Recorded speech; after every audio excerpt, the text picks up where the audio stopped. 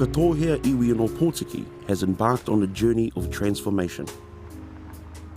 Land confiscations in the 1860s hit the area hard and had a devastating impact on the people. Whakatōhea, of course, has been an iwi that has undergone a violent colonisation process. In October 1865, government cavalry charged on Whakatōhea civilians at Te Tarata, killing 20 people and injuring many more.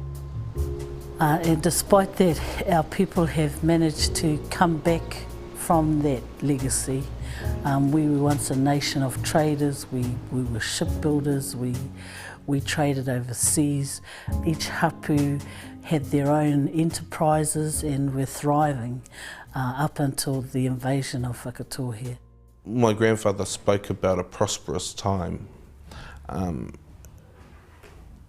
Hapu had their own industries, their own trading vessels. Naitama had the Meripaura trading ship, which went directly from the port here to Sydney. Once upon a time, our ancestors were prosperous. They were wealthy. They had all the means and the resources to grow successfully as a tribe, and all of that was taken away from them through Raupatu. And we've been trying to recover that again. Now, the Trust Board is working with the community to make Opotiki prosperous again and to attract whānau back to the region. We embarked on a journey to find out more information from our own whānau living here in Opotiki. And a lot of that stemmed from our negative statistics, particularly around alcohol and drug related issues, domestic violence. It gave our people the opportunity to stand up and say how they felt things were for them living here. And so we conducted a wellbeing survey. 750 of our uri of Whakatōhea living here responded to that survey, and because we went and engaged with our whānau, that gave us the opportunity to build something that was community driven. Our iwi had asked a while ago to have a celebration for us as Whakatōhea, and 2014 gave us the first opportunity to bring together a few like-minded young people within Whakatōhea, perhaps emerging leaders in their own right, to plan out an event specifically to bring us together to celebrate Whakatōhea. So we had a rangatahi involved in the running of the event.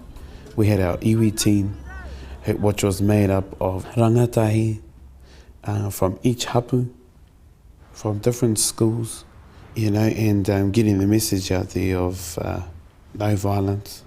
Then it's a biggie for us because a lot of our rangatahi have been involved in gangs, some of them expelled from school. Our rangatahi are in a very vulnerable state, and this is the time where we need to grab them and just show them that there is a better way, there's a better path, and that there are better people out there. Yeah. In our charter, we looked at all the, you know, wairua, manakitanga, all the values, and how we could drive them across the whole entire event. And not only the event was sort of a beginning stage of this. It's bigger than just that 3-day event. The outcomes that came out of that is that we as an iwi became conscious that Whakatōhea does exist in this community. And it's not just for Māori, which was the illusion that presented during the time, that, oh, we thought Whakatōhea was a kaupapa just for the Māori. Well, no. Whakatōhea is the area that we all live in, so we must share it. This land has a whakapapa that the people of the land know. I have a lot of memories about the land, being brought up on the land and being free, being happy.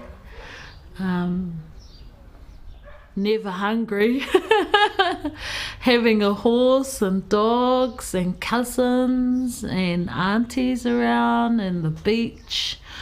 I have a lot of those memories. A strong connection with the land and to their whānau has drawn some whakatohia iwi back to the area after years of living away. What helped bring me back was that I had children in 2003. I have my twins. I wanted them to grow up with everything that I had. The one constant thing throughout my life has been whānau. I've always had whānau around us, always, through the good times and the bad. That our focus here in Whakatohia's Festival, that we connect the people who live here back to their hapu first of all and their marae, and that we resource, those areas, because they will, they are the ones who actually draw back their own people. When you don't have anyone living back in the Haukainga, then it's really difficult if you've lived 2 or 3 generations, say in Auckland, to come back, because there is nobody here that you know. So we have to provide those kind of opportunities to ensure that the people who live here have the resources, the support to be able to to reach out to those of their whānau who live out of the Haukainga.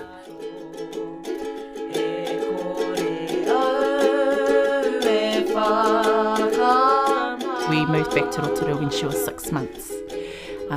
So she grew up knowing that Rotorua was her home. It was about time that she knew that Opotiki is her home, that this is her tūranga waiwai. This is home. It's cool. My grandparents, they just live across the fence. Every morning I could just say good morning to them. And all my cousins live down the road, go for walks, swims, do some bombs.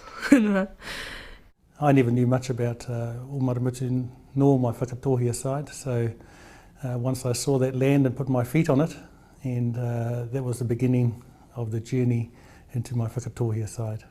Yeah. And at that point I came home, and I'm blessed to be on that whenua. I always see it that way.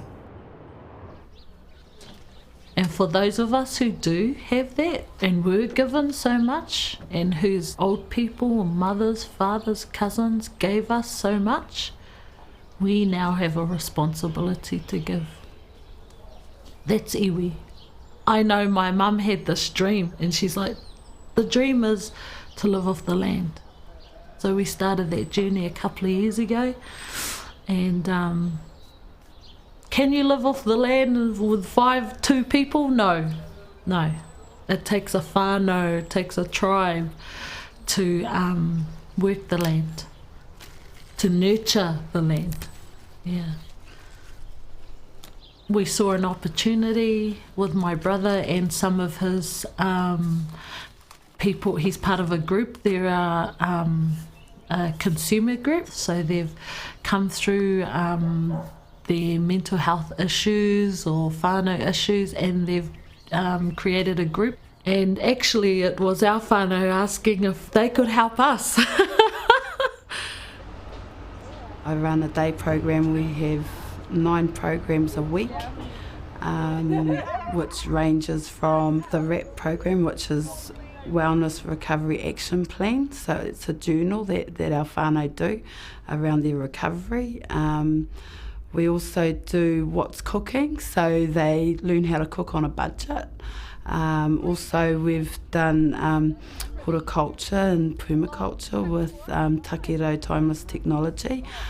So we've worked alongside them around sustainability, teaching our whānau how to live off the land and do their own kai, and how to grow their own kai from seedlings.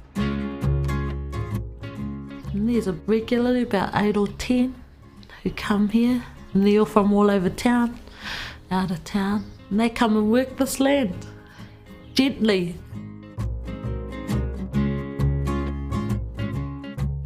Whatever we grow, we share amongst ourselves. share skills, we share food, share knowledge. Yeah, and we usually do that weekly. And when we get kai off the land, then we say, every time we have kai, Papa Tunuku, Mother Earth has blessed us, has blessed our garden, blessed our land. And so we need many hands to do that work. So Takero, Timeless Technologies, has been our little whānau kai and land movement.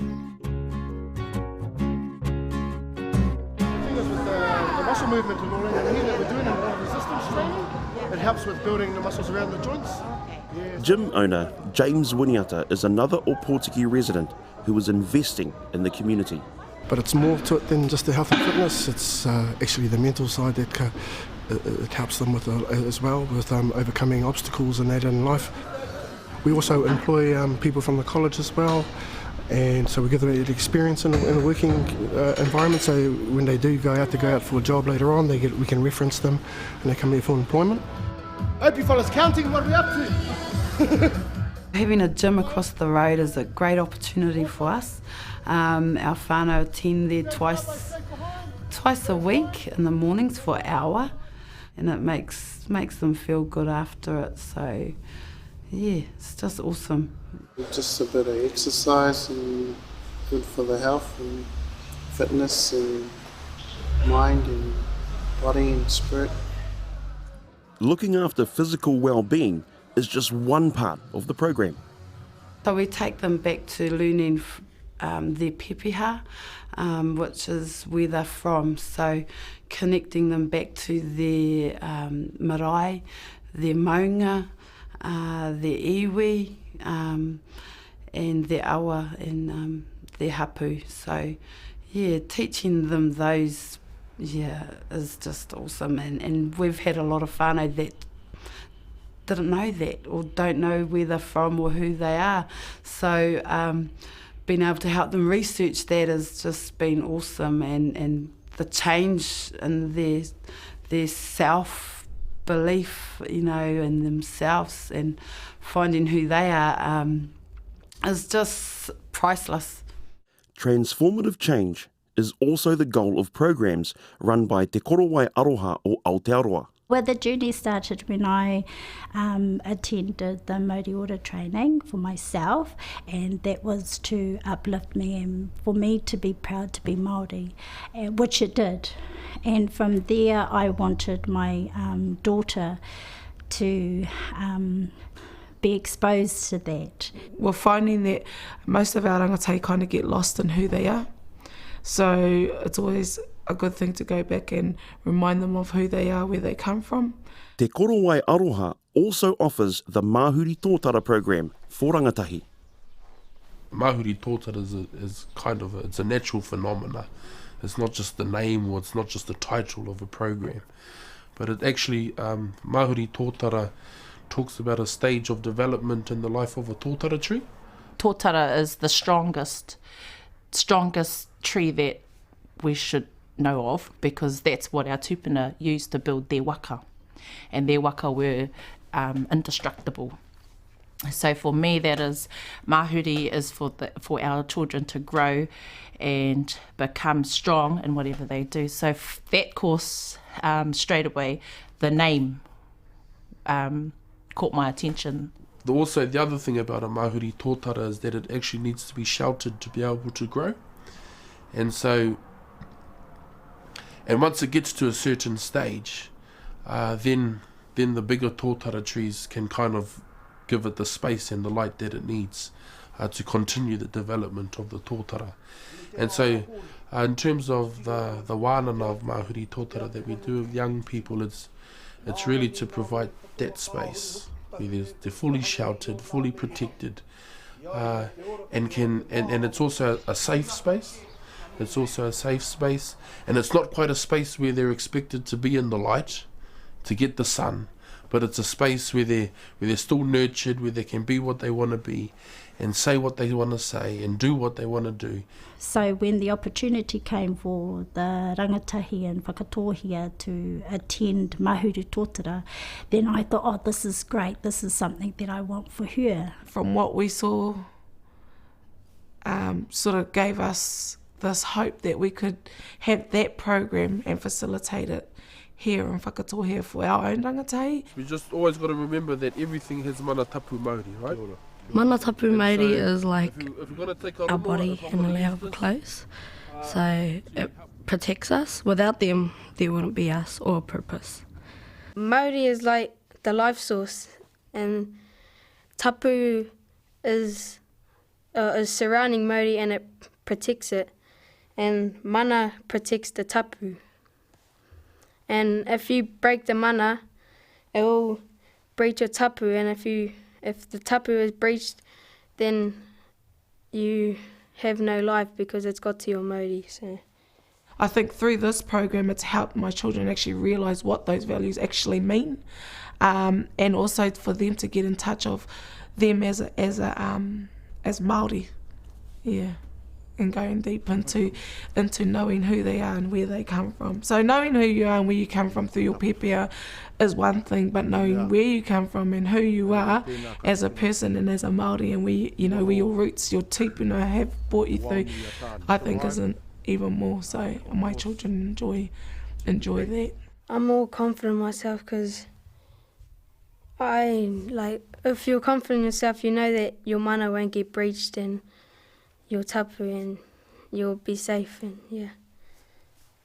It's actually quite cool because it's like a big family. We're all just a big family, and we all know each other, but it's a good way of learning knowledge, and it's actually entertaining instead of like someone standing up talking about knowledge and everyone just gets bored. But at this one you get to like show it, do skits, sing chants, go for walks up the bush.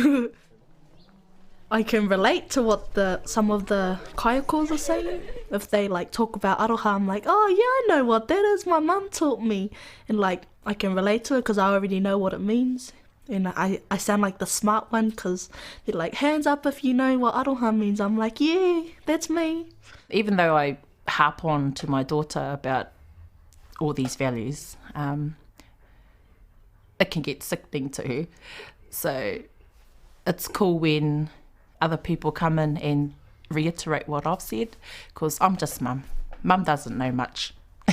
When you have somebody else saying it and complimenting what you've already taught them, then you know that that value is tika and punu. So when you've got truth coming out, then you know that your child's going to pick it up and it's going to be valuable in their lives and how they present themselves out in the community.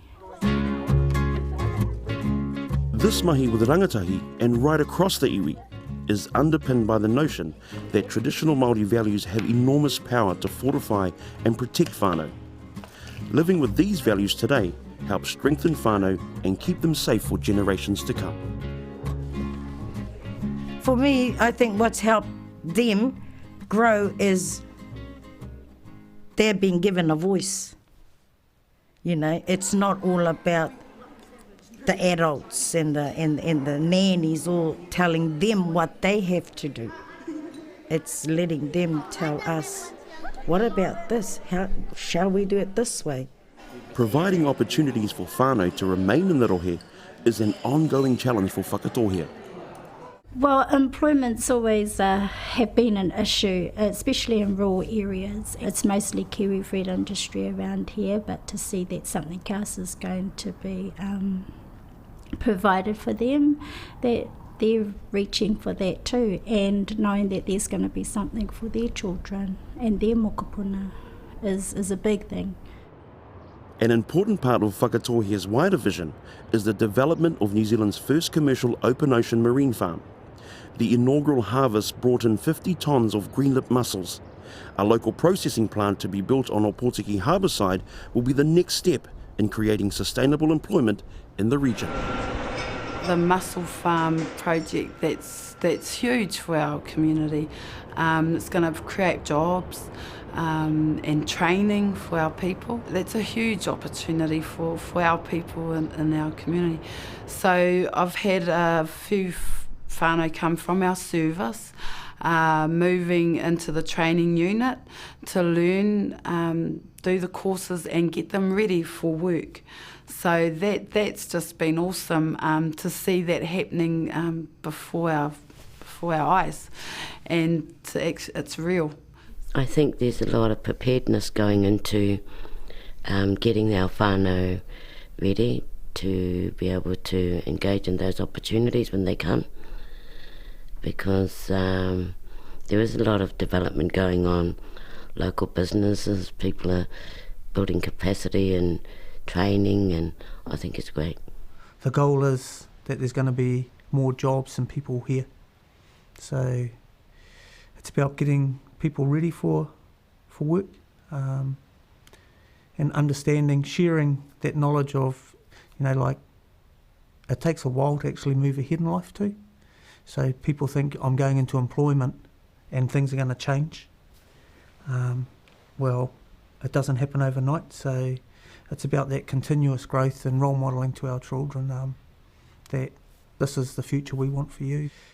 I've seen our iwi unite, I've seen our iwi, that we're coming together as an iwi, not pulling each other down. We're actually working together, all the hapus, we're all trying to work together to build our town to benefit our people, and I've seen that in the about 3-4 years now. I've seen it happening. Everybody is coming together. I mean, you're going to always have the one or two that's going to try and pull the waka and tip it over, but the majority of our iwi have come together. I think there's been many positive changes in our community, especially from a collaborative approach. So organisations working together, such as the college, the police, social services, because there are different social services out there. I think a collaborative approach has really made a difference. We're seeing young people engaged in different activities, from being able to work together and finding out, every young person's different, so it's about finding out what works for that particular youth, and we're able to do that now. So a big part of it, I believe, is because organisations and agencies are collaborating and working together. Well, the vision of Whakatohia Social and Health Services is whānau ora, hapu ora, ka ora ai te iwi, which is the whānau as well, then the hapu will be well and the iwi will thrive. And for us, the measure of success is if our iwi is thriving. If whānau are actually participating within their hapu, if they're participating on their marae, to us that's a measure of success. You get the strength from the people of the maraes, so everybody's got they're all unique, they've all got knowledge, so if we put all that knowledge together and all that strength that we all have, we're gonna be a strong iwi, and we'll be together how we should be anyway. It's not about just the iwi and then the maraes on their own, it's about all of us. The people of Opotiki. And we can walk forward with our heads held up high. I would just love them to thrive and to strive for the best that they can be. The one thing about I Tū Whānau, the vision, te mana kaha o te whānau, I think I know that statement is about peace, aroha, love and joy and harmony every single day. And I think that's represent, in my whānau, that's about practicing our values with our children every single day.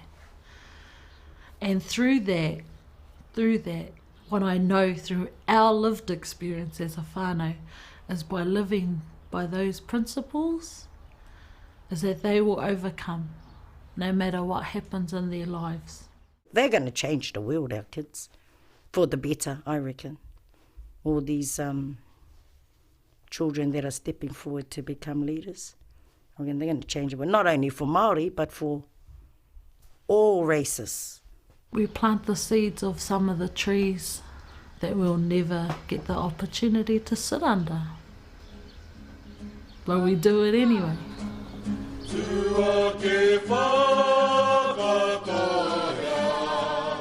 the great